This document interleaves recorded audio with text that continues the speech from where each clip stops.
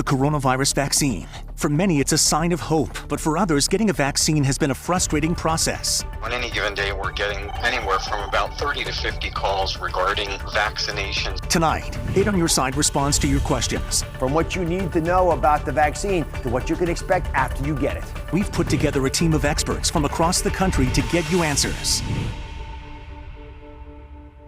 Good evening, I'm Susan Shapiro. These are unprecedented times that have created a lot of uncertainty. That's certainly evident by the hundreds of questions that viewers have sent to us. The 8 on Your Side team responds with answers. Our team of experts includes Dr. Mehmet Oz of the Dr. Oz Show, Dr. Joseph Contra, Chief of Infectious Diseases at Lancaster General Health, who's answering your questions live tonight on WGAL's Facebook page. Dr. Catherine Paulus, an infectious disease physician at Penn State Health. We also took your concerns to the head of the Pennsylvania Emergency Management Agency, Randy Padfield. The question we are asked most often is, how do I sign up for a vaccination? There is no centralized state sign up in Pennsylvania. You can go on the Department of Health website to find out if you are eligible for a vaccine and which places are making appointments. Beginning Friday, vaccine providers must set up a phone and online system for you to make an appointment. Health systems and pharmacies are the only facilities currently that have vaccines. Some health systems, including Penn State Health, are reaching out to their own patients. You need to contact pharmacies to schedule an appointment. A mass vaccination site is scheduled to open in the former Bon-Ton department store at Park City Center in Lancaster. Setup should begin March 1st. A pilot program will begin March 8th, with normal operations set to start March 14th and run through June 30th. Organizers say the dates are flexible based on supply of the vaccine. Appointments are expected to be online and by telephone in mid-March. The state said just today there are not enough Moderna vaccines for everyone eligible to receive their second dose. Acting Secretary of Health Allison Beam said providers used about 200,000 second doses of the Moderna vaccine as first doses. It was an issue that compounded week over week. This is the week where we've addressed it because it has become so significant that, again, the amount of requested second doses of Moderna was almost equal to our entire allocation of Moderna. And Secretary Beam added the state is committed to making sure Pennsylvanians have access to the second dose within the CDC recommended time frame of up to 42 days after the first dose. This shortage does not affect or include the Pfizer vaccine. And as we said, Dr. Joseph Contra, Chief of Infectious Diseases at Lancaster General Health, is answering your questions live on the WGAL Facebook page. Dr. Contra, with this news from the state about the Moderna vaccine, viewers are asking a lot of questions, obviously, and one viewer asked, what happens if you cannot get your second shot within 42 days, as the CDC recommends, either because of vaccine shortage, illness, or a large snowstorm? Do we have to start over, Dr. Contra? No, actually, you do not, Susan. So the vaccines are under emergency use authorization, and that's why there is a stressing of the time periods of either 21 days for Pfizer or 28 days for Moderna. But in reality, the booster shot, as we know from our experience with many other vaccines, even if it's late by a month or so, does not affect the efficacy of the vaccine. I think it's unlikely that people will have to wait the entire 6 weeks for their second dose. I think there hopefully will be some additional manufacturing and shipment of vaccine around the corner. But I think any time in that 6 week period, I think would be perfectly fine. And the recommendation is, even if for some reason, for unforeseen reason, you have to wait beyond that, you should just get that second dose whenever you can and not start the series over. And if you don't have to start over, does this affect the overall effectiveness of the two doses? Does it go down at all? Well, that's not been studied in the pilot studies from either Moderna or Pfizer. But as I said, we do know from a lot of experience with other vaccines that if your vaccine is a bit late, even a month or two late, the efficacy is really still there. So I don't doubt that the vaccine would still be efficacious, even if given very late. All right, well, that is the good news. Thank you, Dr. Contra, and you will be joining us throughout the show, answering viewer questions on the WGAL Facebook page.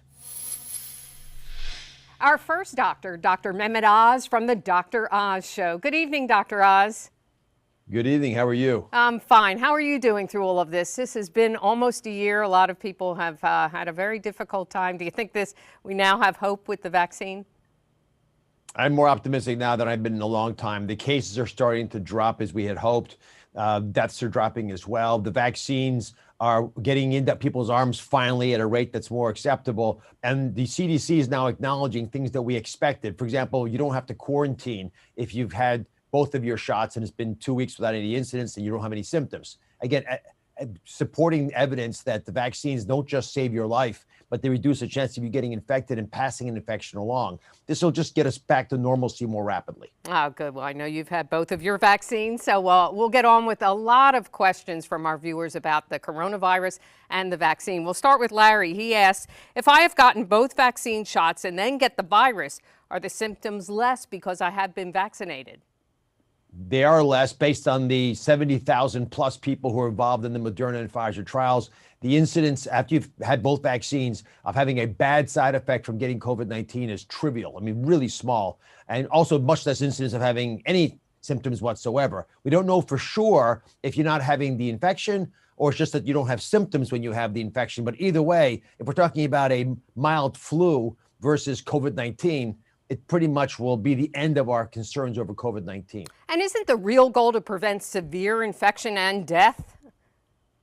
Well, without question, if we can prevent the severe complications of COVID-19, this virus won't matter to us. But there's also the desire to not allow it to spread through the community because some people are just going to develop worse symptoms than others. So the more you can suffocate the virus, the better off we are. You know, it'll also reduce the chance of variants, of mutants arising that are resistant to our treatments. We're seeing evidence of that right now, just looking at the variants coming here from the UK and South Africa and Brazil, which are now in 37 US states. And in Pennsylvania, we have these variants. So we don't want to play roulette trying to figure out if our treatments are adequate for every mutant out there, because eventually the virus will mutate into a form that's harder for us to treat. It's just the nature of a virus like this, isn't it? All right. Well, the nature of these viruses know how to quickly morph away from what the treatments are. That's how they survive. All right. Well, we don't want them to survive. Let's move on. We have another question. When does protection begin after your first injection and after second injection of the vaccine for COVID-19? Does it take a couple of weeks after that second injection? About 10 days after the first shot, we start to see some benefit. And it's more than half of the benefit you're going to get, but we don't know how much more than that. The second shot both gives you a lot more protection, but also makes that protection longer lasting.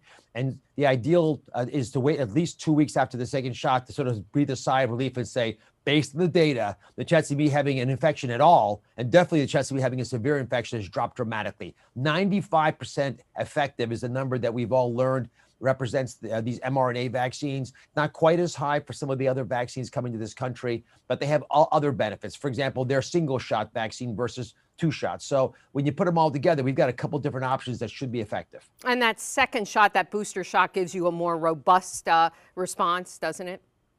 Gives you more robust response, and also it reduces the chance that you're going to have a problem in a very short term. It gives you a longer term benefit. The companies believe it'll be about a year of benefit. I should point out that if you've had COVID-19, those numbers might change a little bit in your favor, because think about getting COVID-19 as the first shot of your vaccination. So it's possible, and France now is saying this, you only need 1 shot if you've had COVID-19. Immunologically, makes sense, hasn't been proven, but the CDC is exploring that option as well. I just read there have been 2 studies, one from the University of Maryland and another one that say that might be the case. Well, it'll be great, because the additional bit of information we're now learning is there's nothing special about the 3 to 4 week period of the second shot. That it might be actually better if we wait a little longer, which is great, because then everyone can just get their first shot. And then once the people in Harrisburg had their first shot, then we give everyone their second shot without paying a huge penalty for that. That way we're all protected better, more rapidly, and it quickly slows down transmission of the virus within the community. We asked Dr. Oz more of your questions coming up, including, should you get the vaccine if you're taking antibiotics? Stadiums, parking lots, empty warehouses, and even vacant department stores like this. I'm Brian Roach. Coming up, I'll talk to the state agency that says it's ready to set up mass vaccination sites in all kinds of locations once there's enough vaccine. But this has been a novel situation for all of us. We go to the Department of Education about a call to prioritize vaccinations for teachers.